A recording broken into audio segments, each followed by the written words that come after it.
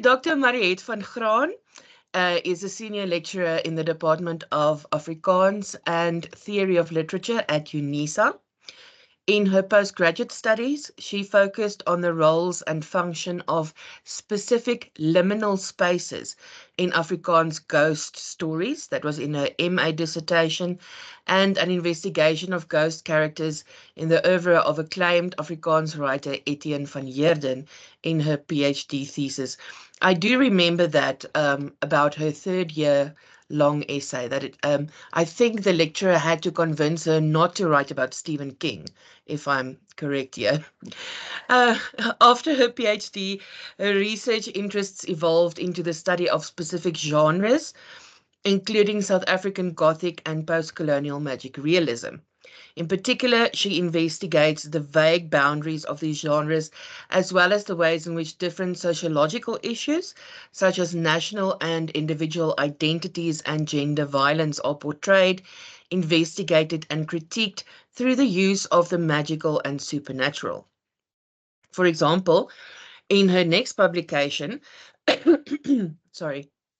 she studies gender-based violence as it is portrayed in the classic 1924 Afrikaans ghost story Die Bouwval op Wilgerdal, or The Wilgerdal Ruins, by C.J. Langenhoven, and the adaptation thereof for 2 episodes of the 2019 Afrikaans horror television series Die Spreeuws, or The Sparrows.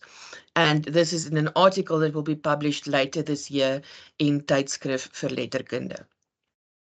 So today, Dr. van Graan is going to be talking to us a little bit about the novel The Long Silence of Mario Salviati and how that relates to colonialism and decolonialism. And I, for one, am very interested to hear where this paper is going to take us. So, Mariëtte, without further ado, I open the floor to you. Yes, and just to remind everyone, sorry, this is being recorded and it will be disseminated on our social media pages afterwards.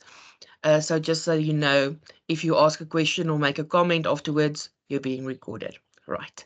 So Mariëtte, over to you. Thank you. Thank you, Hunter.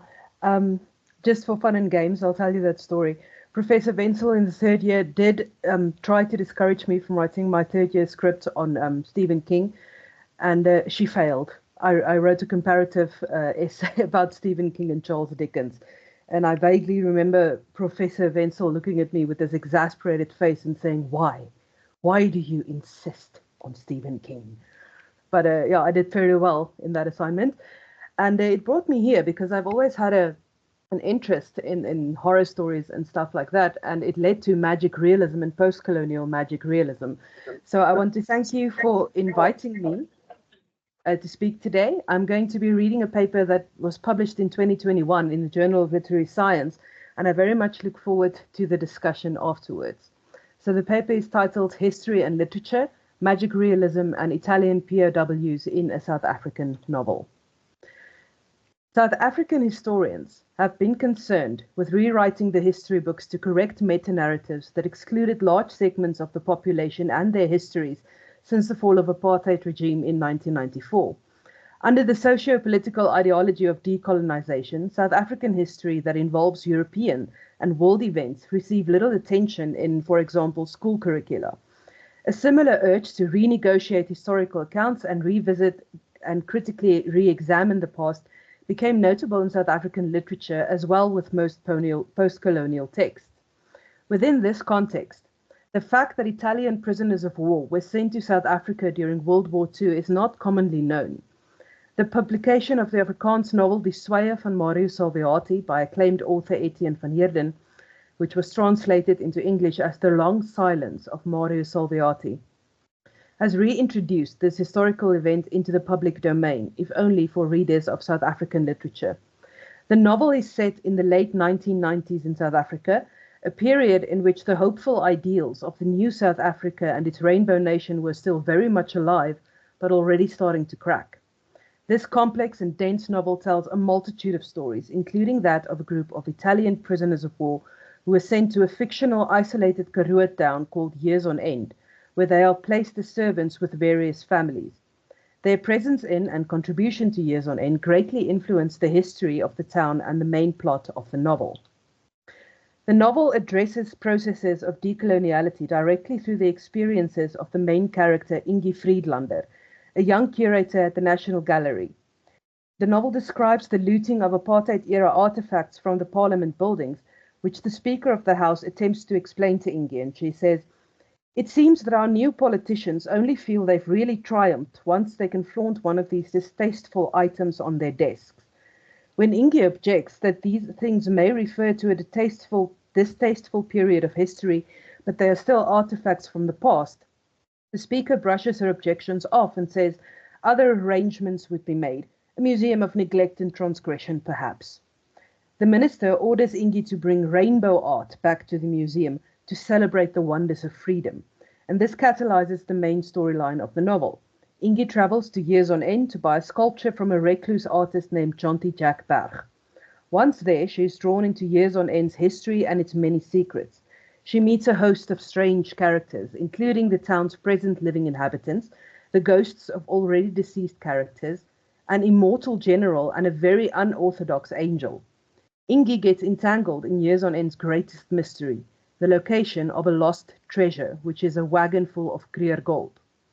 Whilst painting a background picture of bureaucrats in the art world fumbling through their part of the decolonisation process, the novel also portrays various characters that represent pieces of forgotten or discarded South African history. In the characteristic way of magic realism, these characters bring their own small individual narratives into the novel's webs of plots that undermine some meta-narratives in South African history. Specific historical periods represented in the novel include the early years of British colonization, the feather boom, the Second South African or Anglo-Boer War, and World War II. But these historic events are treated largely as things that happen far away and have little or direct effect on the insulated town and its people. Instead, the novel introduces characters that seem to come out of and away from history when they get to Years on End. Several characters representing previously marginalized sections of society and chapters in South Africa are brought to the center when they take turns to focalize the novel, including the sardonic Slingervel, who is a Khoisan guide to the British explorer Captain William Gurd, and also the melancholy Silapedi, who was a Xhosa woman who was kidnapped and raped by the supposedly noble and brave Afrikaner soldiers of the Republic during the Second Anglo-Boer War. Such characters undermine meta-narratives of colonial South African history by unmasking the real horrors and shortcomings of their oppressors. They comment on history, power, and truth, often sneeringly. Out of the multitude of characters, plots, and represented historical periods in The Long Silence of Mario Salviati, I'm going to focus on the narratives and portrayals of characters that Van Heerden based on the historical Italian prisoners of war in South Africa. I'm going to give you a brief overview of the history behind this and their internment specifically at the Zonderwater detention camp and the aftermath thereof, to illustrate how this novel picks up a part of their story that is seemingly absent from general historiography. For the sake of brevity, I'm going to give you a very broad overview of what happened. A solid amount of empirical information regarding the stay of the Italian POWs at Zonderwater is available for those who wish to know more, but as I will discuss later, there are significant gaps in the historiographic narrative. During World War II, Italian soldiers were captured by Allied forces on the North and East African fronts. According to Captain John Ball, who was a Union Defence Force staff member at Zonderwater, these POWs poured into South Africa from the desert campaigns in Egypt, Libya, and Tripolitania. Between February 1941 and January 1947, approximately 100,000 prisoners were interned at Zonderwater, the largest single prisoner of war camp throughout the Allied territories. These prisoners built their own town at Zonderwater and created impressive community with schools, libraries, chapels, theaters, sports, and medical treatment facilities. They received training and education. Some 9,000 analphabet peasants learned to read and write Italian. Some 5,000 learned trades. Their spiritual needs were attended to by 23 POW chaplains, and their medical needs were attended to by UDF and Italian POW medical officers and personnel. Only about 0.5 of these prisoners died in captivity, 233 from illness and 76 from accidents.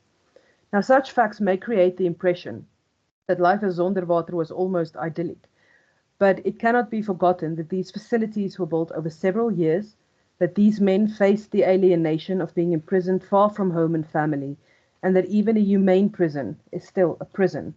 Sani describes Zonderwater as follows. In the early days, the prisoners were set up in conical tents which neither protected them from the bitter Highveld winters nor from the lightning bolts. During the early years, prisoners also suffered the humiliation of being guarded by black sentries, ferocious-looking Zulus armed with assegais. Each tent housed 8 men, while services like ablution blocks, sick bays, kitchens, and sports field were gradually built by the prisoners themselves. To avoid incidents and rebellion among the POWs, the blocks were isolated from each other by barbed wire fences. In April 1942, the prisoners, who then numbered 54,000, were divided into 12 blocks. By 1943, their number had grown to 64,000, and it became clear to the South African authorities that the conical tents would have to be replaced by the usual wooden huts adopted in all POW camps.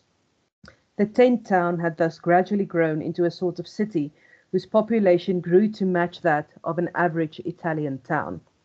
Now, these are some pictures. You can Google for more, but this is pretty much what it looked like at Zonderwater. On the right side, you can see some of the conical tents that they had used in the beginning. On the second picture on the right, you can see somebody looking out over the structures that were built over the years. On the left side, you see a carpentry shop and a theater. They literally built a theater and put on plays. They had libraries, they had schools. It was really, in its essence, a little town that the Italian prisoners built for themselves under the supervision of Commandant Prinsloo. Now, partly thanks to the camp commander Colonel Prinsloo, whose open-mindedness and humanity earned him the respect and love of the prisoners, the enduring legacy of Zonderwater is still largely positive. Ball states that what was achieved here in South Africa represents a very fine achievement in the field of human relations in the treatment of prisoners of war, and one of that stands greatly to South Africa's credit for all time.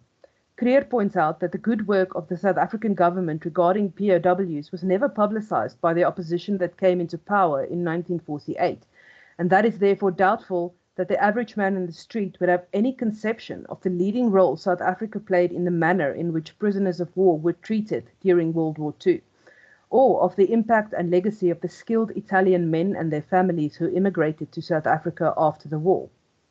After World War II ended, Prinsloo and 3 of his officers, including Ball, were invested with the Order of the Star of Italy by the post-war Italian government, and Prinsloo himself received further recognition when the Pope conferred upon him the Ordine di Bene Merente, which is the papal decoration, the Order of Good Merit. The cemetery, museum, and memorials at Zonderwater stand to this day, and those who lived and died there are yearly commemorated with a wreath-laying ceremony attended by the South African Italian community and high-ranking government officials from both countries. But still, as Kerr pointed out long ago, the average man in the street just does not know.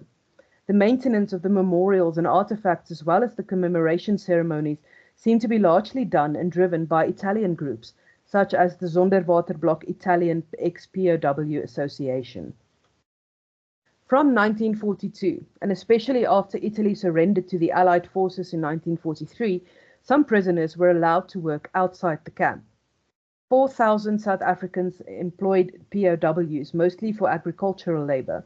1,762 soldiers were employed as laborers by the South African Air Force, and including the recruited prisoners, over 30,000 Italians contributed to the economic development of South Africa through their work on huge irrigation schemes, such as the Oppington Project, and roads, bridges, and tunnels like the Montague Pass between Oudtshoorn and George. After World War II, most of the POWs were shipped back to Italy, but approximately 1,000 sought asylum, and even more applied to immigrate to South Africa after their return to Italy. In general South African history textbooks, the kind a layman would read for an overview or a school learner might use for a school project, the topic of World War II is almost glossed over. After skimming through books like these I've named on the slide, one could be forgiven for getting the impression that this globally devastating event was a kind of distraction for the South African government, who at the time seemed focused on establishing and enforcing their apartheid ideology. These books broadly describe how South African forces eventually allied with the British and joined the fray, but nowhere is there a mention of Zonderwater or these Italian prisoners of war. While such general history books can obviously not include every detail of a global event such as World War II, these particular omissions are notable considering the number of people involved, the contributions these Italians made to the South African economy and infrastructure, and the influence these events had on the treatment of POWs all over the world. Such omissions starkly illustrate the incompleteness of the meta-narrative created and maintained in general history books. Still, these events are not completely forgotten or ignored. Soma points out that there is a body of published memoirs, histories, archived regalia, a film documentary, and other material created under the aegis of the ex-POWs themselves, or using their input as primary material, that feature detailed accounts of various POW experiences that were forged into a powerful meta-narrative that still exerts a strong influence on Italian South African discourse. In the decades between the end of the period of POW internment and the beginning of the 21st century. Unfortunately, such materials are not readily available to the general public and would only be sought out by those who would know to look for them. Thus, outside of academia, this particular piece of history is omitted from general historiography and school curricula and consequently fading from South African memory. One can speculate that these omissions are connected to the fact that these events predominantly involve Europeans, and as such are intrusions into African history that should have less consideration in decolonized South African historiography. The validity of that speculation is not particularly relevant here because there's always been and always will be some ideological underpinning to empirical historiography. What is discarded in one era can be rediscovered and retold in another. What is under discussion here is whether the meta-narratives and gaps in historiography can be filled in, expanded on, and even subverted through fiction, and in particular, magic realist fiction. The biggest gap in the historiographical narrative concerning these Italian POWs is the part outside of Zonderwater. We know that some of these POWs were sent to rural areas as agricultural laborers, but empirical information on exactly what happened to them and where they ultimately ended up is very hard to find. Even for anecdotal accounts, inside knowledge is required. The researcher has to search for rare text and personal accounts or find people whose family history includes direct contact with such men. Oral narratives are considered to be a prime source of information amongst magic realist narrators.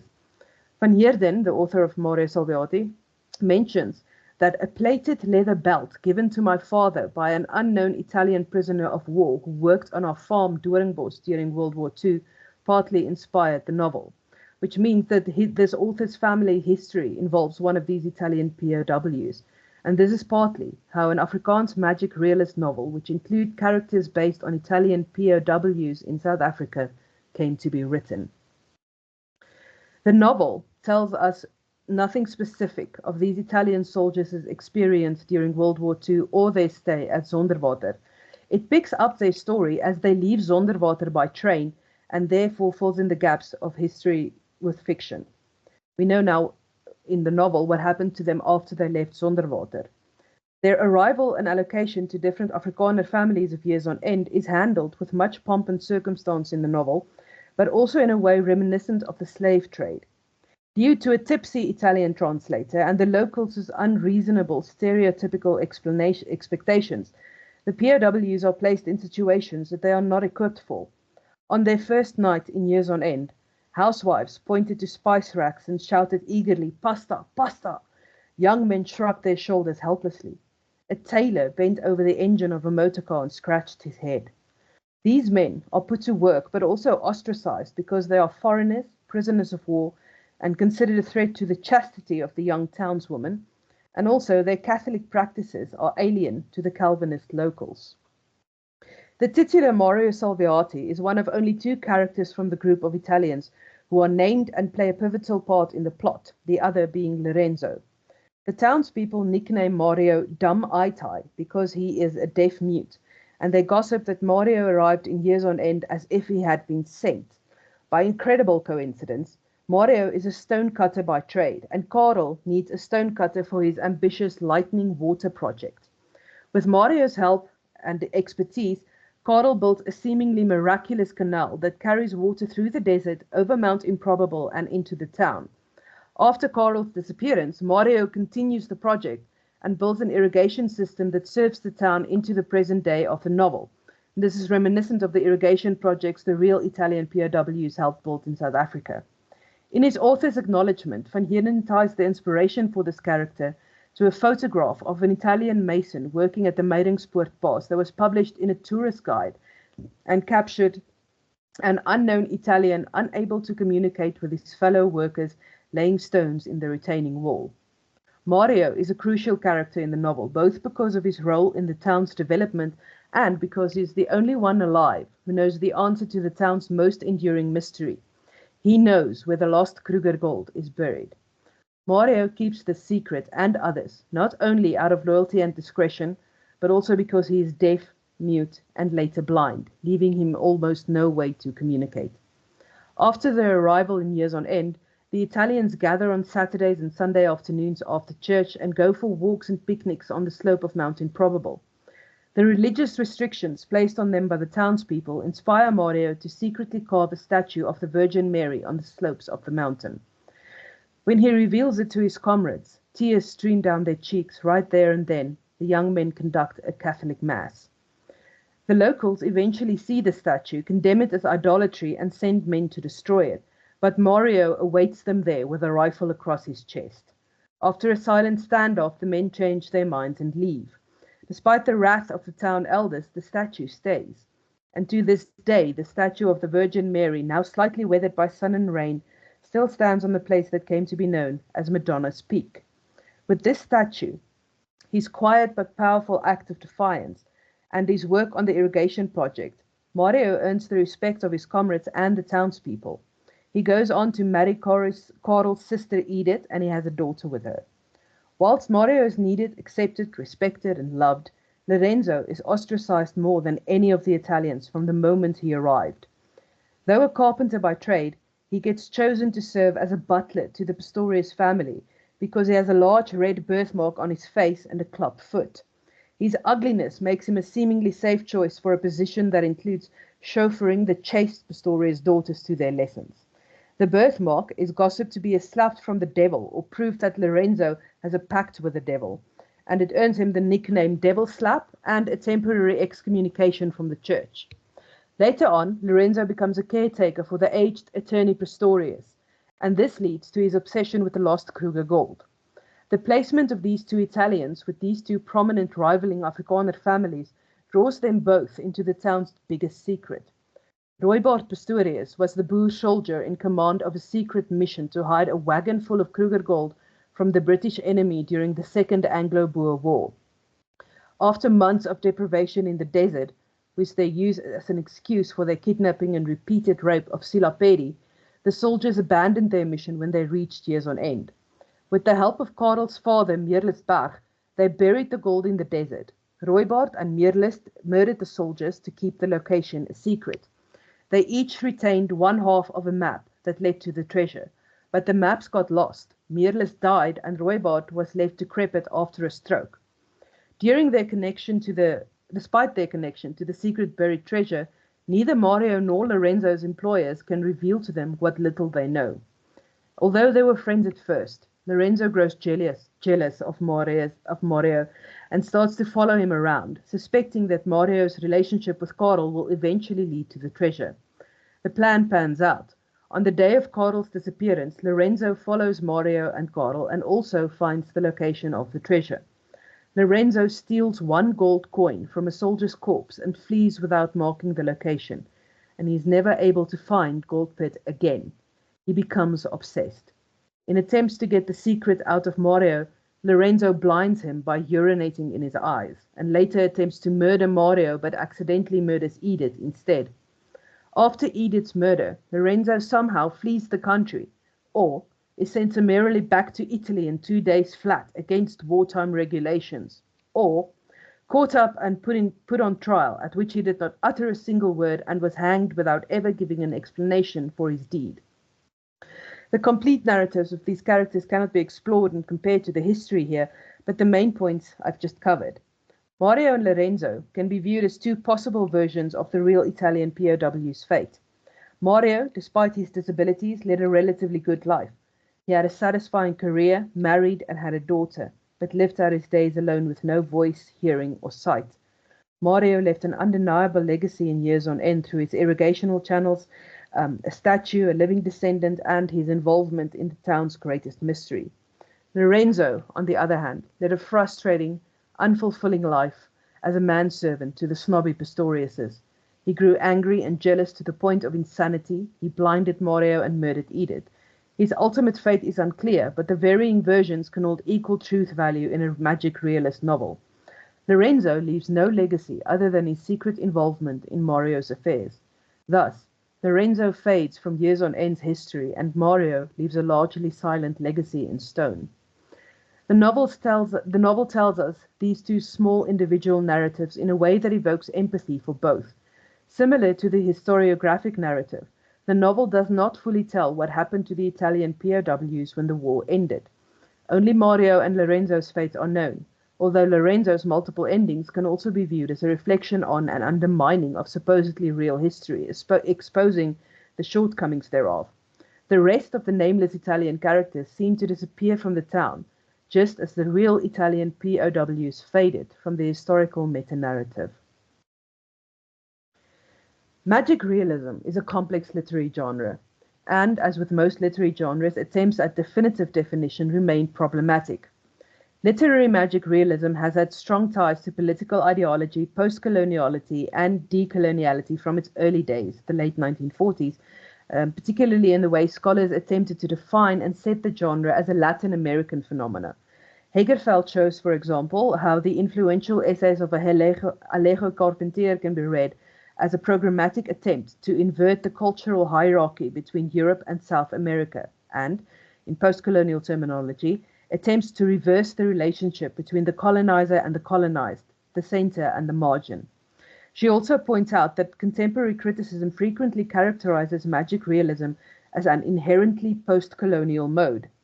Partly out of this connection between the post-colonial and magic realism comes a broad spectrum of African magic realism, sometimes named after the continent or parts thereof, such as West African magic realism, or a specific country, such as Nigerian magic realism.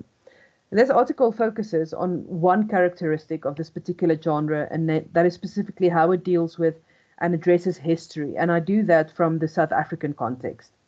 Now, Hegerfeld writes extensively on magic realism's preoccupation with history, and states that many magic realistic works could also be categorized as historiographic metafiction or fantastic histories, because they undertake rewritings of official versions of history and offer playful alternative accounts.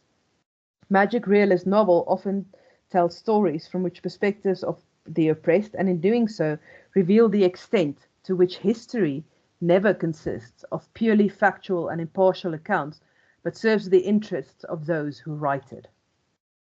According to Anker, magic realist fiction suggests that the whole human existence lies somewhere between reality and imagination, between the story and history, between the knowledge and the dream, between the experience and the facts. Anker also stipulates that several characteristics of South African magic realism, including the South African situation in history, the racial struggle, apartheid, political history, ongoing racism, reconciliation, guilt, socio-political commentary, and current actualities, as well as the wars and history of exploration and the shared Khoisan past, are recurring themes. He also confirms that the narratives are often focalized from the position of the previously marginalized. Furthermore, the taboos of the past form part of the magic realist South African milieu and are undermined just as history is undermined in these texts. Albeit add to this that magic realism not only recreates the past, but also the identities of individuals, communities, and nations. All of these characteristics of South African magic realism are evident in the long silence of Mario Salviati. But South African magic realism is not unique. It's rather a localized continuance on international trends of magic realism. This ties in with one of Hegefeld's key arguments, namely that magic realism is a form of knowledge production that combines mythos and logos. Simply put, meaning and truths about ourselves and our past can be constructed through the combination of an empirical, logical historical truth built on Western concepts and the fictional or mythical narratives taken from indigenous knowledge systems that are both present in magic realist fiction. Specifically in and on Africa, the domain of knowledge generation has been excessively exposed to external and important Euro-American paradigms. This partly explains the presence of magic realism in African literature, along with the previously mentioned strong ties between magic realism, post-coloniality, and decoloniality. South African magic realism is often linked to post-coloniality, so much so that the term post-colonial magic realism has been invented and used to classify the long silence of Mario Salviati. The novel also directly addresses issues relating to decoloniality, specifically pertaining to the decolonization of collections of art and historical artifacts, as I pointed out earlier. Decoloniality is what comes with and after post-coloniality, but the two theories are often confused because they converge in their aim to deal with the colonial experience. Ndlovu Gacheni argues that post-colonial theorists are concerned with dismantling narratives, and decolonial theorists push forward an analysis predicated on questions of power, epistemology, and ontology as foundational questions in their quest to understand the unfolding and operations of the modern Euro-North American-centric modernity. Both these aims are found in magic realism. Magic realism dismantles the meta-narratives of empirical historiography by substituting it with fictional, individual micro-narratives. These smaller narratives, often presented from the viewpoint of the marginalized, speak back to power and question and critique the Euro-North American-centric modernity and that point of view on the history of the former colony. Furthermore, magic realist novels present multiple versions of one event, such as The Ultimate Fate of Lorenzo, aiding in what Ndlovu Gacheni calls the pluriversality found in decoloniality. While post-colonial theory and genre classification are applicable to the long silence of Mario Salviati, it is the decoloniality aspects of magic realism that are particularly relevant here. By shifting the focus in the telling of fictionalized history to the perspectives of South African characters, novels like this purposefully move away from the Euro-American perspective on African and South African history, thereby achieving what Ndlovu Gacheni describes as the decoloniality of knowledge. He writes, "Decoloniality involves retelling of history of humanity and knowledge from the vantage point of those epistemic sites that received the darker side of modernity, including retelling the story of knowledge generation as involving borrowings, appropriations, epistemicides, and denials of humanity of other people as part of the story of science. At the core of decoloniality is the agenda of shifting the geography and biography of knowledge, bringing identity into epistemology, who generates knowledge, and from where. Decoloniality's point of departure is existential realities of suffering, oppression, repression, domination, and exclusion. Decoloniality enables the unmasking of racism as a global problem, as well as how knowledge, including science, was used to justify colonialism. Finally, decoloniality accepts the fact of ontological pluralism as a reality that needs ecologies of knowledge to understand." In The Long Silence of Mario Salviati, the issue of the denials of humanity of other people is directly addressed in the humanizing treatment of marginalized characters, including characters representing specific South African marginalized people and more generally marginalized groups such as the POWs. The geography and biography of knowledge is firmly shifted to the South African context, and not only to South African characters, but also to Italian, European characters that are literally and metaphorically dumped into South African history. Through both South African and European characters, the novel displays their suffering, oppression, repression, domination, and exclusion. The novel does not endorse scientific justification of colonialism, but rather uses these characters to illustrate the harsh consequences of colonialism and political ideologies such as apartheid. I propose that by adding European characters, specifically these Italian POWs, in a way that illustrates their exclusion from South African historiography, the novel also hints at some of the consequences of ideological decolonization of history books. Decolonization is a complex, multifaceted process, and particularly in the South African context, it's a sensitive subject. Debates around and processes to decolonize Africa and South Africa reach far beyond the humanities. It is spread across public and personal domains, from education, politics, and healthcare to personal individual choices in fashion and entertainment, books included. Now, it is not the aim of this article to delve into the ideology behind decolonization or to critique it, but rather to show how perceived colonial objects and practices can be used as part of the decolonization process. Language, for example, is one of the most complex issues in the ongoing decoloniality discussions in South Africa. Ndlovu Gatsheni contends that decolonizing the mind speaks to the urgency of dealing with epistemicides and linguicides. The issue of language is no small matter here, and it has direct bearing on this discussion of the long silence of Mario Salviati. While some South Africans argue for the equal promotion and use of all indigenous languages, others push for the use of English, a colonial language, as the sole official language of communication.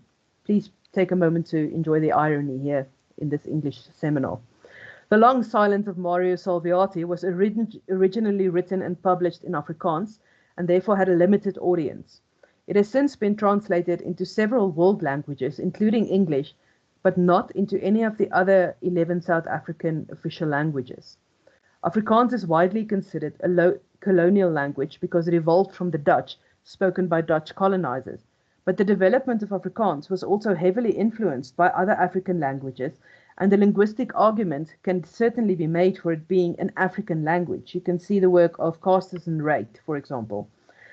However, calls for the removal of specifically Afrikaans as a teaching language at schools and universities as part of the ongoing decolonialization process, it remains common.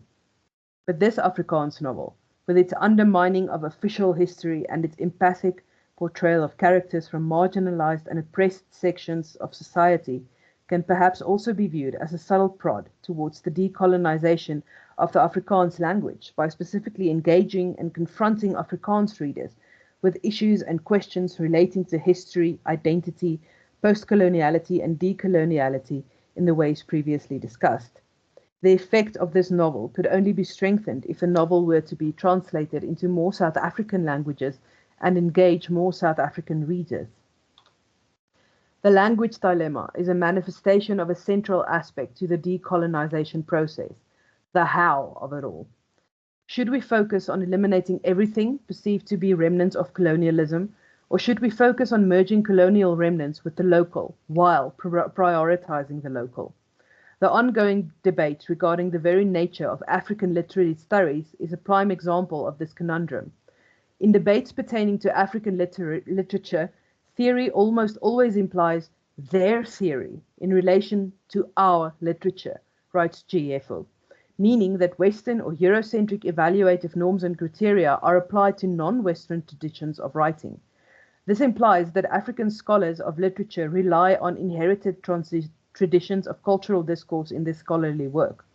This inheritance is problematic because it premises frames of intelligibility and conditions of possibility have been yoked to foreign, historically imperialist perspectives and institutions of discursive power, argues G.F.O. He also views this as a serious problem with regard to the survival and vitality of African literary studies, and states that the question of an African critical discourse, which is self-constituted and self-contained in line with the forces acting on the production of African literature, is intimately connected with the fate of that literature. But he also points out that the constitution of African literary study as a legitimate academic discipline began in Africa, not in Europe or America. The continued existence and growth of African literature and literary studies shows us that while the Euro-American influences have certainly not disappeared, African literature is not disappearing either. While there are still quarrels about African literary studies and the undeniable ties it has to the Western or colonial practices, I would argue that their theory and our literature have evolved to coexist and cooperate, and that African literature and literary studies have been absorbed into decolonial processes. There are certainly arguments to be made for the roles of literary genres and theories such as postmodernism, postcolonialism, and neo-historicism, and how they play into or against the ideology surrounding decolonization. But in this article, we are focusing on magic realism. In the simplest terms, books, including novels, can be viewed as colonial objects because the printed book and the technology to print and mass-produce books was brought to the African continent by European colonizers. This is not to say that written text did not exist in Africa before the colonizers came. While books cannot be viewed as replacements for oral and other indigenous ways of knowledge production and transference, they can aid in the preservation of indigenous knowledge. Literary magic realism specifically lends itself to this purpose. Printed books have historically aided in the transference and the preservation of indigenous knowledge, and magic realism specifically has a propensity to make use of myth, legend, and folklore and oral traditions. These alternative forms of knowledge, or mythos, are fundamental to the ways in which magic realism challenges the Western paradigm, or logos. Hegerfeld writes, traditionally, one way to store, organize, and communicate cultural knowledge has been to cast it into narrative form. Myths, legends, and fairy tales have been seen to provide listeners with patterns of judgment and behavior, thereby allowing them to become competent members of society. Therefore, scientific and narrative knowledge are not mutually exclusive, but complementary. Particularly in the ways in which it deals with history, magic realism directly participates in the decoloniality movement by presenting the reader with oral histories, legends, and folklore, and treating these narratives as having the same truth value as empirical historiography. Grozeda argues that South African magic realist texts seem to adopt the basic principle of inclusion in their attempts to annihilate the privileging or totalizing of any of the narratives depicted, and that magical realist narrative strategy might be viewed as particularly apt to address a certain paradigm shift that marks a transformation in the South African context instigated by the decline of apartheid in the way that history and fiction are perceived. Magic realism can engage with coloniality, decoloniality, postcoloniality, and other less Eurocentric theories, especially in the way in which it represents and represents history and the disenfranchised, treats knowledge production, and balances mythos with logos.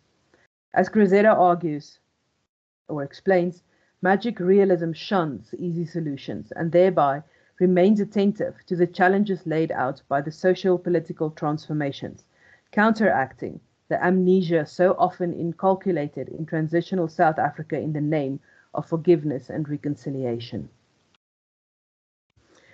It certainly cannot be said that historiography, literature in all its forms, or theory of literature and historiography are free from political ideology. On the contrary, they are often products and representations of, as well as critiques on political ideology. It is also not a new idea that fragments of historical truth discarded or neglected by historiographers can be preserved in fictional text. Literature often has more freedom than historiography to interrogate, criticize, and subvert not only ideology, but false or incomplete meta-narratives created in such situations. A layman can learn some history through fiction. A critical reader can be inspired to research the seminal facts behind such stories and learn even more. What if, ironically, a crucial route to decolonizing South African minds is not only to decolonize the history books and history curricula, but also to expose readers' minds to the sometimes perceived colonial practices of critical reading, literary genre theory, and narratives, even novels written in Afrikaans, that undermine both the ideologically sanitized history books and their perceptions of what decoloniality should look like. Storytelling is a universal and ancient practice. It is a crucial part of indigenous knowledge production and preservation in all parts of the world, and this function does not dissolve when the story is presented in a colonial object. Magic realism, African magic realism, and South African magic realism all have broadly the same aim when it comes to the treatment of history. to fill in the empirical historiographical gaps caused in part by the ideologies and politics in play with indigenous knowledge, to tell the stories the historians may not or could not have documented, to add the myths and folklore that fall outside the scope of historiography to meta-narratives, to remember histories and peoples that might otherwise be forgotten, to challenge and dismantle the meta-narratives of institutional historiography by having the disenfranchised speak, even when the disenfranchised includes Europeans who played a part in South African history, because magic realism in many ways undermines the same things it recreates or seems to champion. While The Long Silence of Mario Salviati challenges decolonisation through the stories and characters of Slingervel and Silapedi, it also critiques it by highlighting how important historical artifacts can be lost in the process and by including unconventional European characters such as these Italian POWs. The Long Silence of Mario Salviati introduces the titular deaf, mute and blind Italian who became the silent secret keeper in a town steeped in history and mysteries. He is reminiscent of all the Italian POWs who stayed behind and whose stories are not in the history books, but left as legacies in the stones they laid, the lives they affected, and the descendants they generated. The novel also presents us with Lorenzo, an unpleasant man broken by war and imprisonment, ostracized and driven to insanity and murder in a country where he did not belong, summarily shipped away or executed for his crimes. We can read him as a reminder of all the casualties of history, the unwanted, undesirable individuals who had no choices and no chance to make meaningful contributions to society as they perhaps could have done in different circumstances. Neither of these men were real, but their stories could have been. Magic realism not only remembers and recreates them and their stories, it also points to what the history books omits, hides, and distorts to serve an ideology. Magic realism challenges our perception of our own identities and the meta-narratives of history that shape those identities. It urges us to reconsider what we know about ourselves and our histories. Perhaps it can even help to decolonize our minds using colonial objects and practices. This article is not an argument against the ideology and processes of decoloniality. It is rather an argument for the usefulness of literature and literary studies, which is still so often questioned.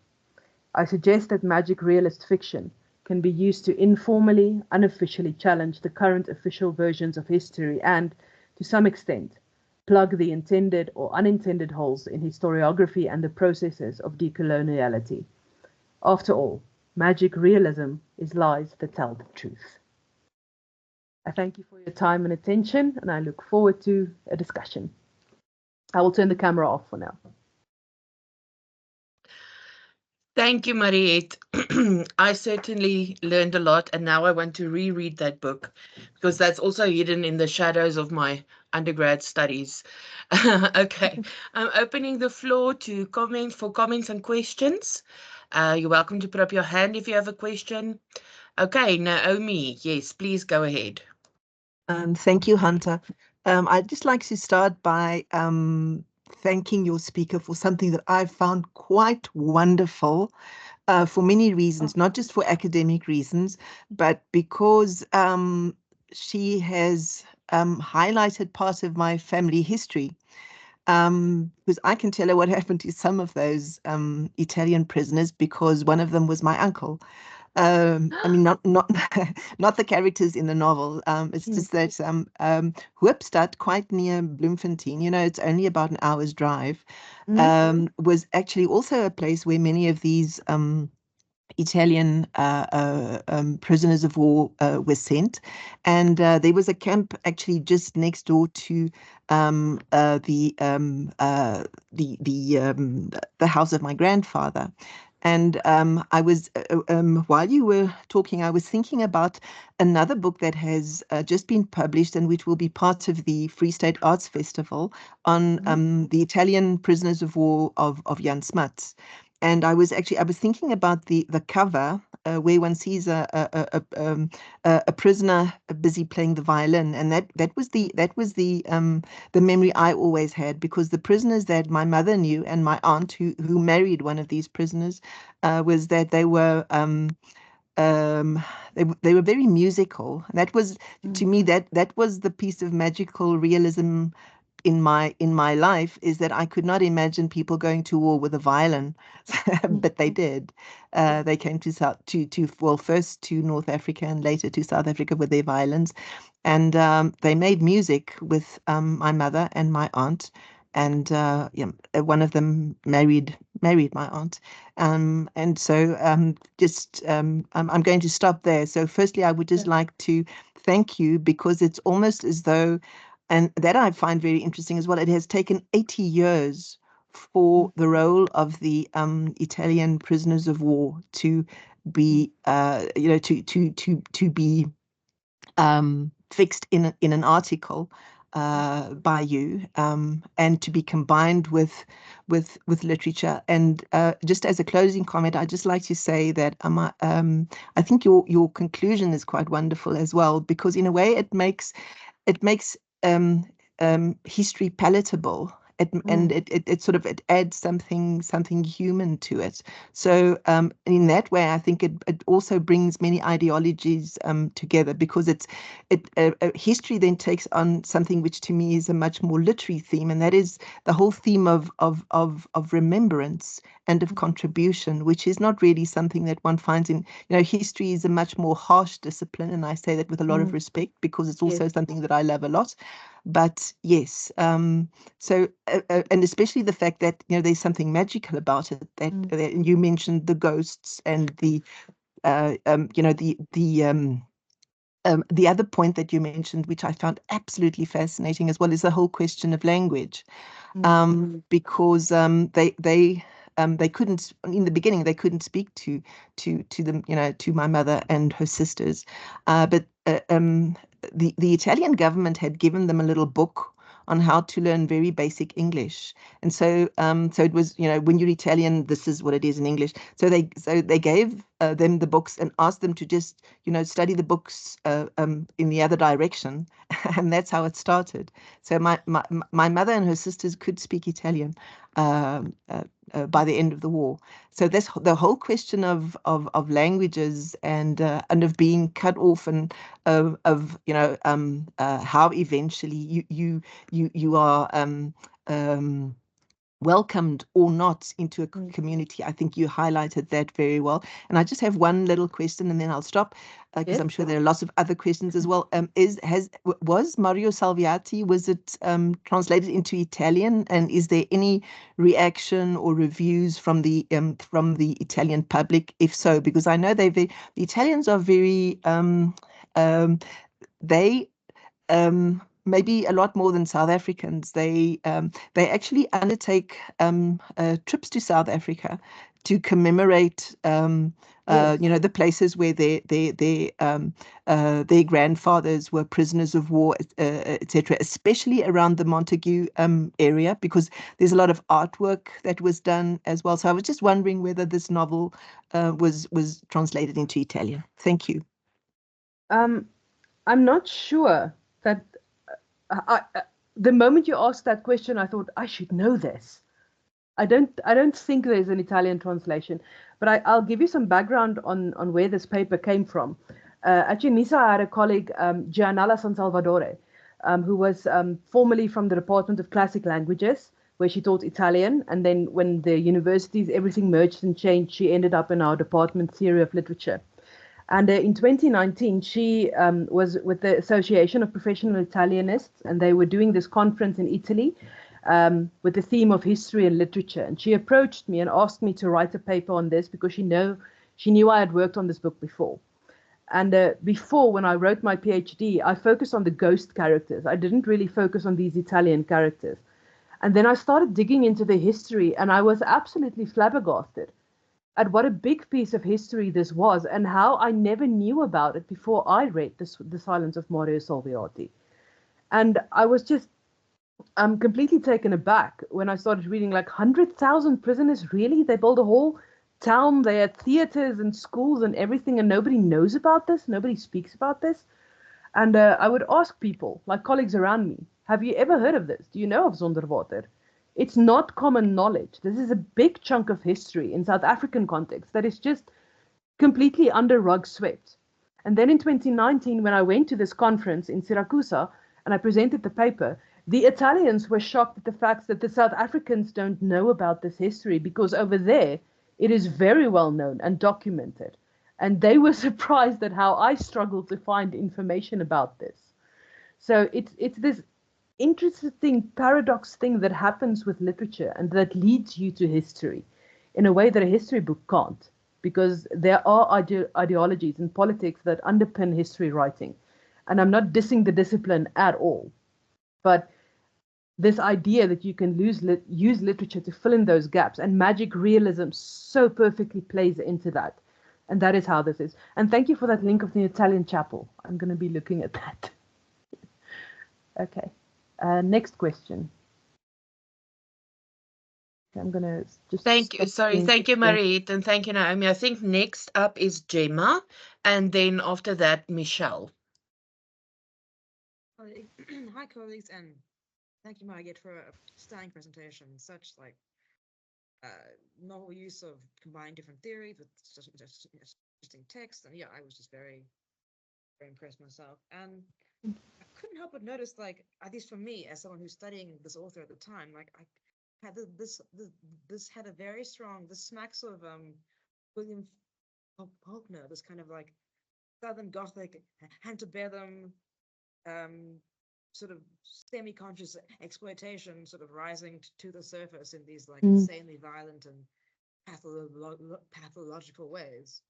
I was wondering if that's something that you ever considered, the link between the antebellum South and the Southern Gothic with this context that you're looking at, and this sort of yeah, I've worked with the Gothic as well. The thing that Van Heerden does very well, especially with Afrikaans literature, that nobody else can do, is the way he merges these genres. These books are Gothic, they are post-colonial, they are ghost stories, they are magic realist, they are post-colonial and decolonial, and he blends all of this together so seamlessly that I recently wrote a academic review of his latest book, Gebeente. And instead of trying to review the whole book, I basically just said, listen, if you're an academic, there's a smorgasbord of topics you can take when you want to do an article on this book, and includes pretty much everything. And Van Heerden is also quite unique in the sense that they kind of coined a phrase to describe his writing, because it is very heavy on literary merit. As you can see from my work and others, he's one of the most studied Afrikaans authors currently. There's a lot to explore there, but it's also extremely popular. And there's always been this tension between popular literature and real literature, if you know what I'm talking about. And in reviews of Van Heerden's work, they kind of coined this phrase of popular literature. So it's both popular and literature. So they still try to make that distinction, and they cannot. And then when you get to things like the Gothic South or Southern Gothic, what Van Heerden does is he takes that tradition and he internalizes it, and it becomes South African Gothic. And that is what he does. And he does it extremely well, especially in his magic realist novels. Yes, and I really think the way that this text ends with such yeah, radical uncertainty really is a very marvelous move. In this article, I had to rewrite it several times because there's so much detail that you want to add in, because it's such a complex web of stories and stuff. But in the end, that big secret is carved on a rock that it ends up being thrown in the desert. So he never gives you answers. And that liminal tension, that unsolved thing that remains in the end, is also a big characteristic of the Gothic and Southern Gothic as well, and now South African Gothic. Yes, I see that, definitely. Thank you. You're welcome.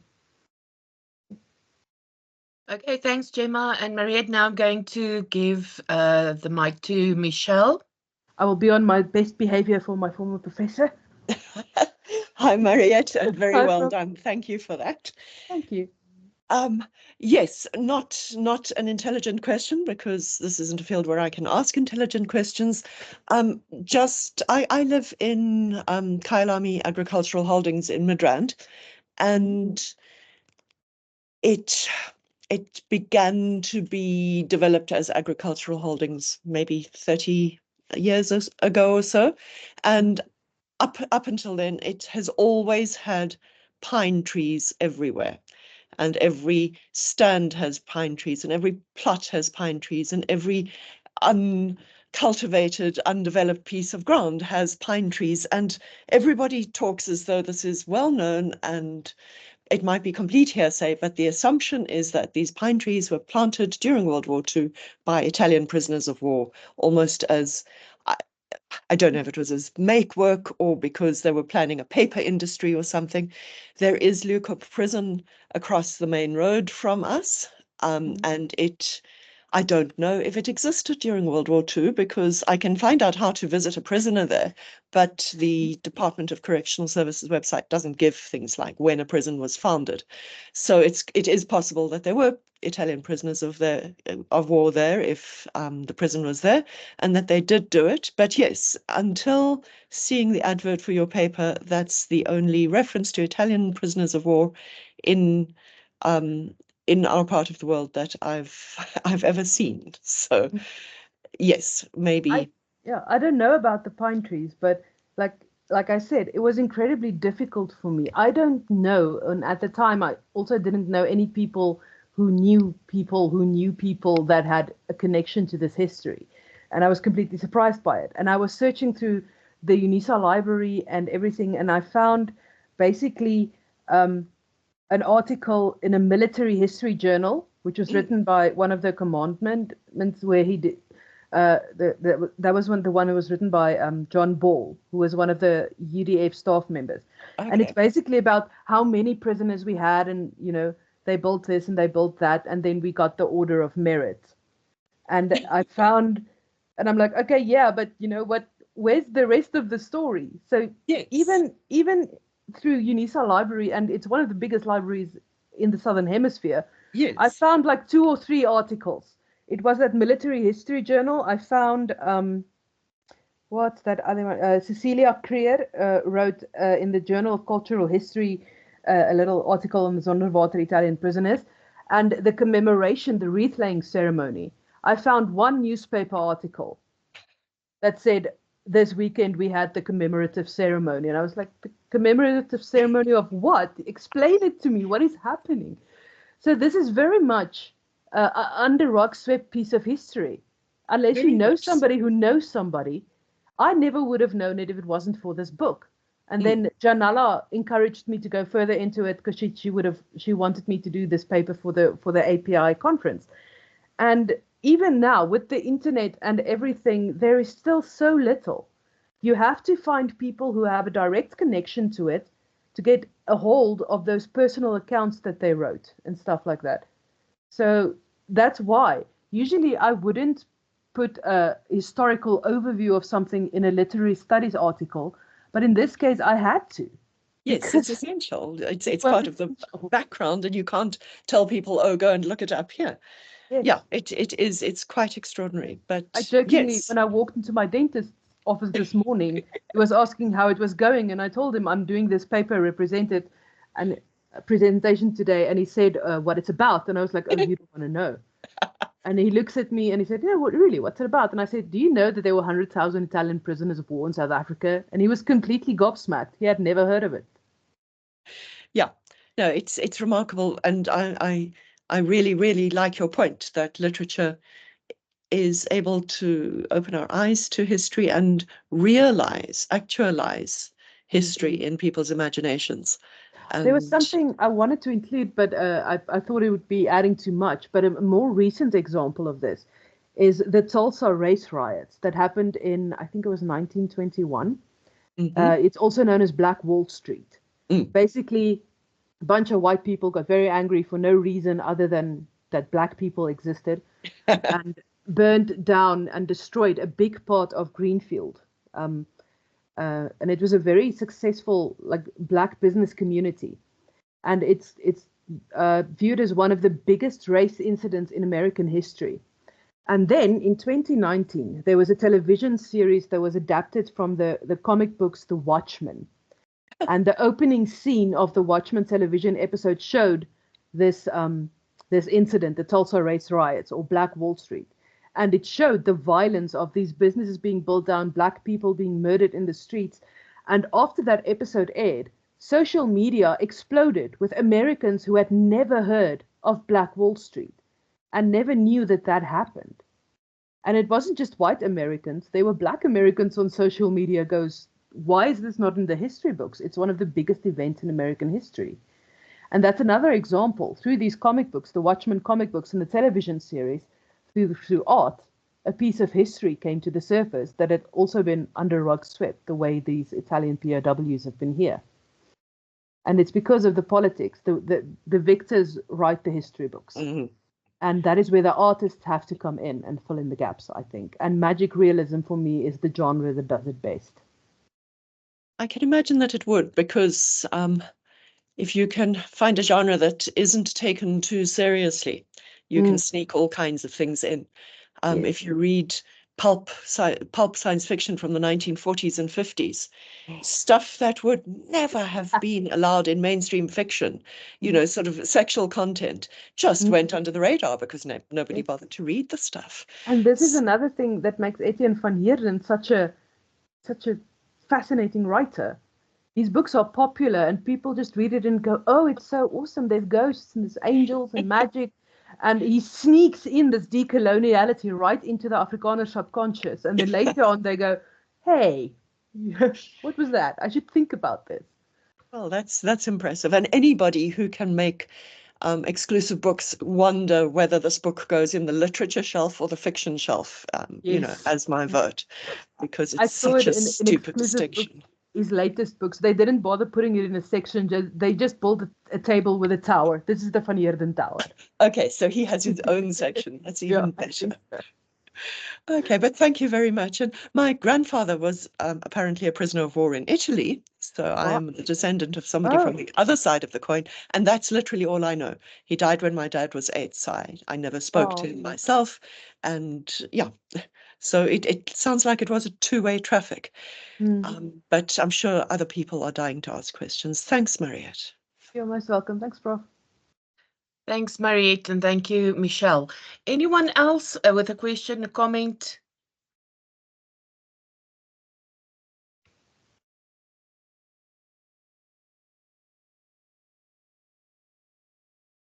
I think Mariëtte covered everything so beautifully and thoroughly and I think so too.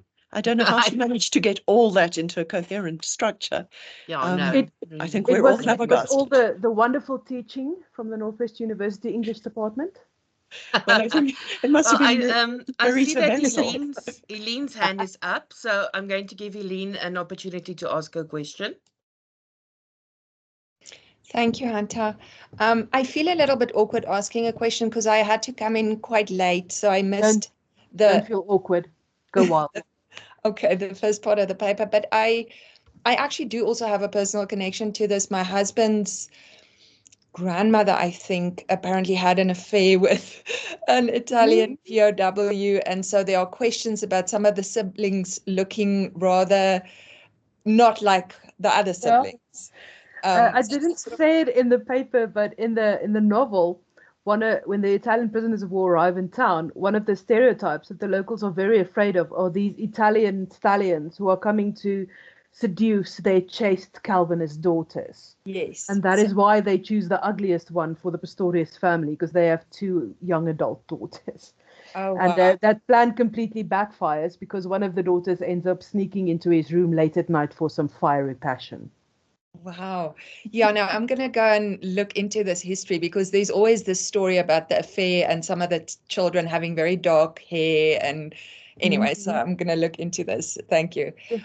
I wanted to just ask you about magic realism as a genre, because I know in the Caribbean, obviously there are lots of magic realist texts in the Caribbean, and there have been kind of debates about the term magic. And the ways in which that term perhaps undermines some of the spiritual content of these texts that technically is more spiritual or religious kind of content than a more exoticized or exoticized kind of magic in that sense. And I wanted to ask about the genre in the African context and the extent to which it might be a misnomer when the content is sort of channeling more kind of African animist spirituality. Yes. I get what you're going through. Okay. Magic realism, in essence, what it does is it takes what is not real and puts it under the umbrella term of magic and combines it with what is real in a way that both become equally real. So that is the core of magic realism. In the Long Silence of Mario Salviati, Inge Friedlander drives into town and somebody comes driving past her with a combi and the door of the combi is open and there's an angel sitting in the combi. And it's just, okay, there's an angel. She moves into a guest house. The owner of the guest house is an immortal general. They don't really say what war he fought in. He's just there. He's immortal. He's always been there. He's just as real as his wife, who happens to be Mario's daughter. So that's the first thing.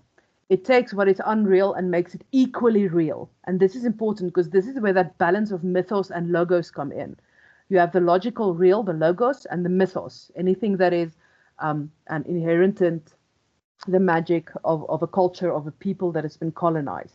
And by giving it equal reality value to the logical or logos reality, they kind of even the playing field and say the colonizer's reality is not more real than the colonized's reality.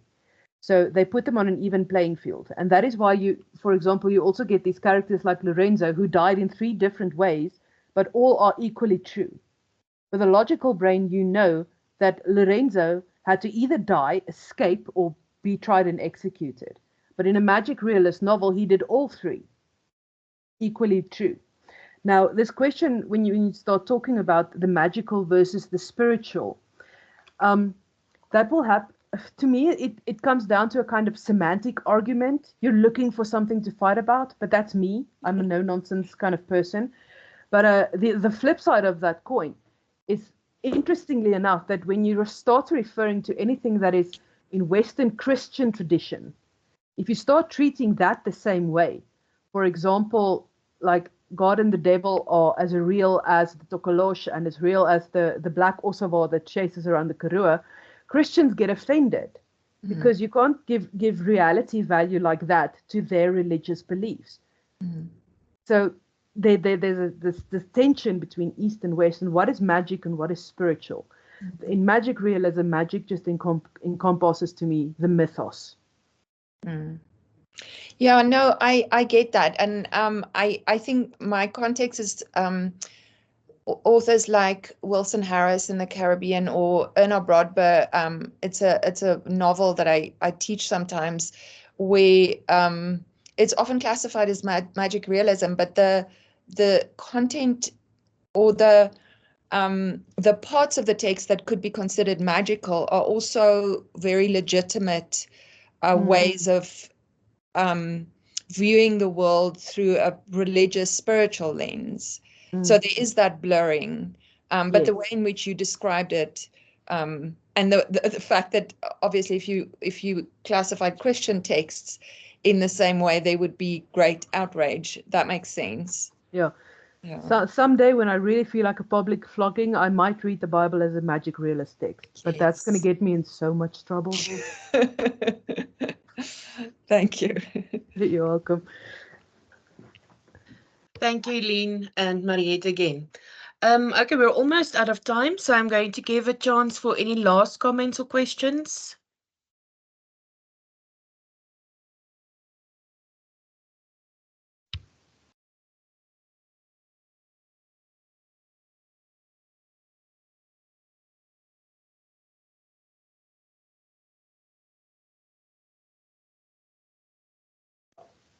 Okay, if there's no one else, I am going to thank Mariëtte very much for this very, very engaging and interesting presentation. Thank you so much, Mariëtte, for taking time out of your sabbatical to come to talk to us, and on top of that, after your dentist appointment. I don't know how you did that. I don't think I'd be able. So thank you very, very much. Thanks for your contribution. Thank you to everyone who attended today. and who participated in the session. As always, I will send you the link to the recording in the next few hours. And I wish you a lovely day. Please keep an eye out for an email for our presentation next week by our MA student Ananka Mankies. Thank you very, very much. And thanks again, Mariëtte, and enjoy what's left of your sabbatical. Thank you. I'm mainly using my sabbatical as an excuse to watch horror movies and tell people I'm doing research. But thank you very much for this As it should be. opportunity and the discussion. It was very lovely to revisit this article. I've forgotten how much fun I had with it. And I'm obviously now going to start looking at the links you've been posting in the chat. So thank you a lot for that and for the very engaging discussion afterwards. It's always good. Thank you very much. Thanks, everyone, and enjoy the rest of your afternoon. Bye-bye. Bye.